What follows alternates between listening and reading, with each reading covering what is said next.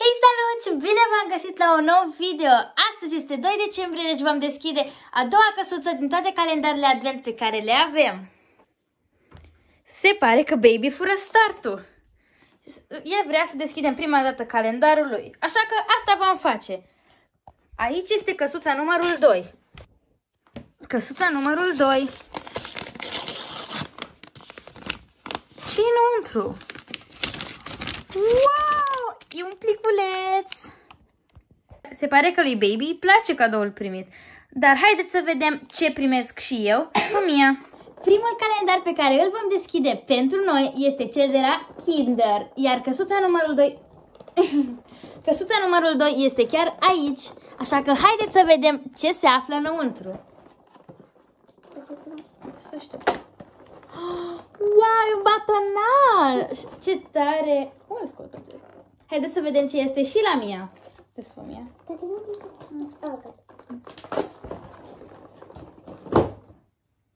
Se pare că Mia are fix același lucru, dar e bine și așa. E foarte bine. Acum, haideți să trecem la cele mai mari. Din următorul calendar, acestea sunt cele două punguțe. Aceasta este a Miei și aceasta este a mea. Haideți să vedem prima dată ce are Mia.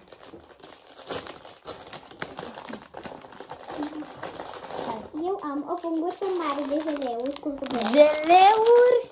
Acum haideți să vedem ce am eu.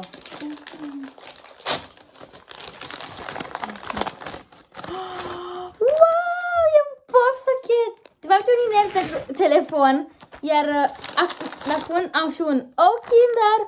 Ce tare! Îmi place foarte tare. Iar acum, haideți să trecem la calendarul Nutella și cel Chupa Chups. Acum vom deschide căsuța numărul 2 de la calendarul Chupa Chups. Hai să o căutăm. Eu uitați aici.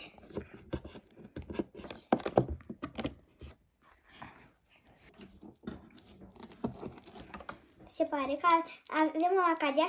Acum voi deschide eu calendarul Nutella. Haideți să vedem unde este căsuța numărul 2. Este aici. Haideți să vedem ce este înăuntru. Ce tare! E foarte șmecher. E un breloc Nutella. Oh, ce drăguț! Se învârte inimioara. E foarte tare! Îmi place foarte mult. Și cam atât a fost cu calendarele de azi. Reveniți mâine ca să vedeți ziua 3 din toate calendarele advent.